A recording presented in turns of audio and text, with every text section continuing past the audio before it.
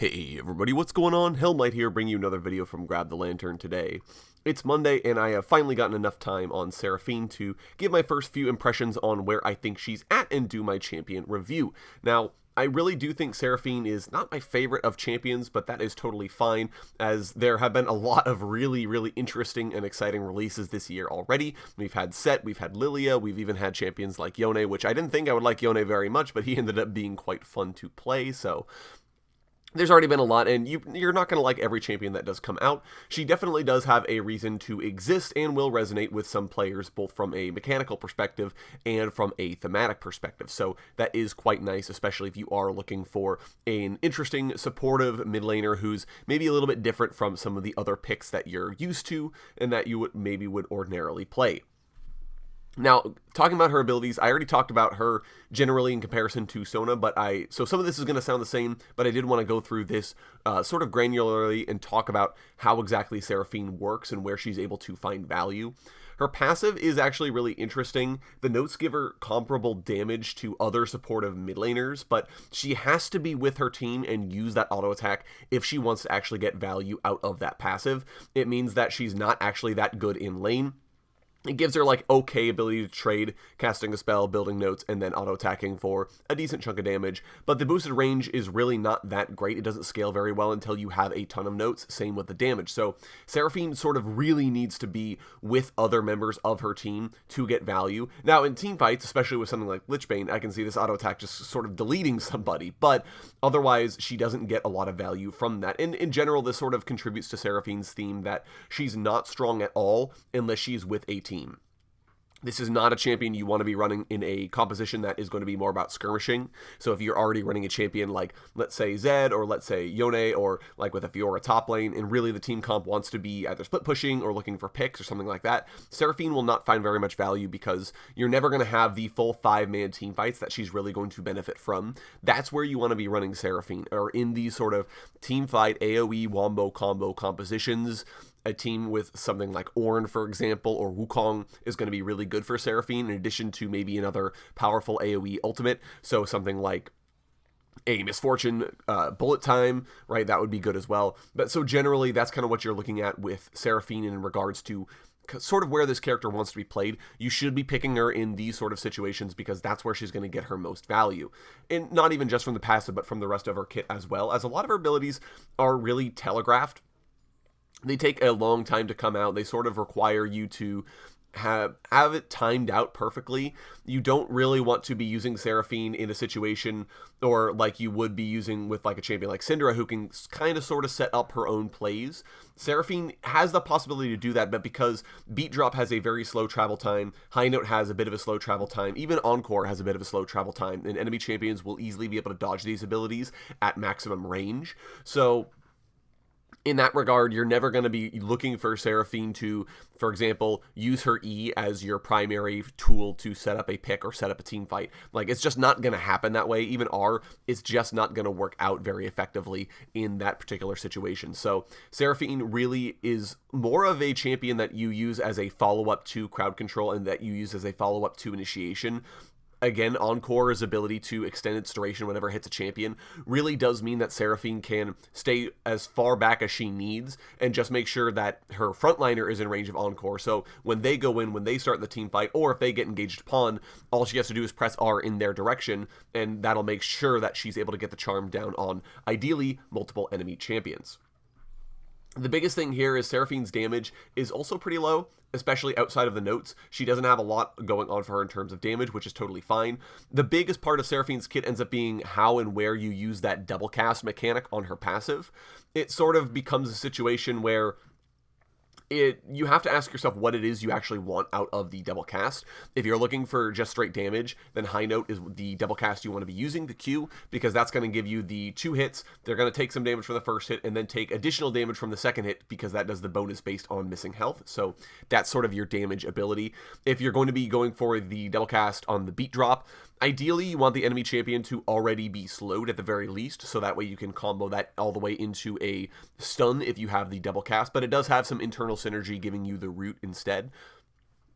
The biggest thing here is that actually this means that Glogment is a really good rune to take on Seraphine, because if you're able to cast a bunch of spells, build up to your Note Enhanced Auto Attack, which increases range, remind you, then you're able to auto attack them, get the slow off. Once they're slowed, it's easy to land a beat drop for either the root, or if it's a double cast, into the stun entirely. So I do feel like there's a lot of interesting builds you can do with the Glogment, especially given that Seraphine can kind of press the W, give herself bonus movement speed, give herself a couple of notes if she's got a champion nearby, sort of run at you, auto attack you with a boosted range, then set that up. Like, that's some potential for Seraphine to actually do some good, especially in team fights. It also means that if she's going to be building an item like Hextech GLP, that she has those slowing fields that she can then use to easily combo again into one of these beat drop stuns. So that's actually going to be really good. Once you've got the stun, then it's easy enough to line up into an encore, and it sort of gives Seraphine the ability to set up plays, like I said, on her own without having to actually have a team member nearby to give her value. I know a lot of people said they were really disappointed with surround sound, and it's sort of funny because the community has gone back and forth on surround sound. Some people have said, wow, this ability is totally useless and it just doesn't scale well and it's just totally garbage. And other people have said, wow, this ability is just Sona's entire kit on one ability. And I do think both people are kind of wrong here. Again, a lot of Seraphine's value is from being with team members. The shield and heal on surround sound are not very good on her own. 100% that's the case. So again, this reinforces the fact that she needs to be with teams. She has to be with friends in order for her to get a decent amount of value from her abilities. And surround sound is not really a exception to that rule. You do want to have friends nearby in order to max out the damage that you're going to be, or the shielding and healing that you're going to be getting from that ability. And it scales a lot with team members. Again, if you're able to press this with a full 5-man stack, the shields are going to be pretty big, the heal's going to be pretty decent. Like, you're going to have a lot of room to do some stuff with Seraphine if you're with your whole team and if you're able to get that ability off on everyone. But otherwise, it's not like it's going to be that effective. You're not going to be impressed by this ability if you're all by yourself. So do keep that in mind. Again, a lot of Seraphine scales with your team, which is a weird thing to say, but Seraphine scales with team. Seraphine scales with her friends nearby. So she really doesn't want to be, you want to keep in mind that everything she does is essentially going to get better when she's got buddies nearby. So that's the biggest thing to remember about surround sound, and it's still a very strong ability, especially for a double cast. I can really see Seraphine using this to make sure her team, for example, survives in a team fight or accelerates them in, especially if there's a primary initiation from something like an Ornn or a Malphite, and they go all the way in, and then she uses Encore in order to follow up that crowd control. She presses W, she shields her whole team, she accelerates the rest of them into the fight. Like, there's a lot of things that she's going to be able to do that will make her very strong in team fights. Again, it's just that she's not going to be very effective on her own. So unlike someone like Orianna, for example, or Karma, who can be a little bit more separate, a little bit more independent, Seraphine really does not have that ability, or does not have that ability to play like that. So definitely something to keep in mind if you are going to be bringing her out, is that, yeah, she's not going to have the damage of Orianna, she's not going to have the independence of someone like Karma, but she is going to have a tremendous amount of teamfight utility with just what her kit lets her do, and she scales so well that she even may outfight some champions like Orianna, because Orianna's really just looking for Shockwave. After that point, it's sort of like, how much extra damage can I do at that point? Where Seraphine, she doesn't care about the damage so much, but she has such good follow-up that it just makes her quite strong. I definitely feel like she fits the mold of a supportive mid laner, but evidently she's actually seeing more success as a bot lane support, which I do, I definitely can see, and I've played with it a couple of times now, where it essentially works a lot like Lux support, where you're kind of there for the poke, you're kind of there for just, I'm going to do damage to you with things like double cast high note into a boosted auto attack. Remember, you've got a teammate down there in the bot lane with you, so you'll get more notes, which means you have better attack range, which means you have better damage on that boosted note auto attack. So all of that is sort of gravy for a bot lane Seraphine.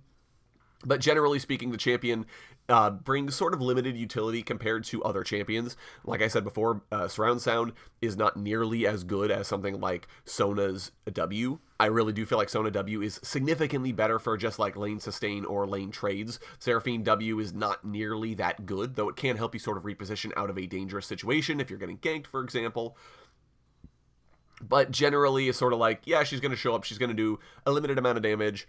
She's mostly there for the poke. She brings a limited amount of utility. The biggest thing, though, is that she has ready access to notes, which is the biggest thing that Seraphine wants. Riot may try to reshift her to mid lane in the future. They talked a little bit about it, but that's sort of unclear at the moment. So we'll see, but in the meantime, bot lane Seraphine, definitely give it a try, as I don't think it's as bad as I really thought it was going to be.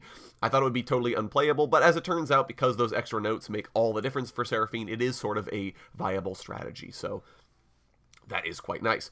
And anyways, that's going to be it for me, guys. I really hope you guys appreciated the video. I really hope you guys enjoyed my thoughts on Seraphine.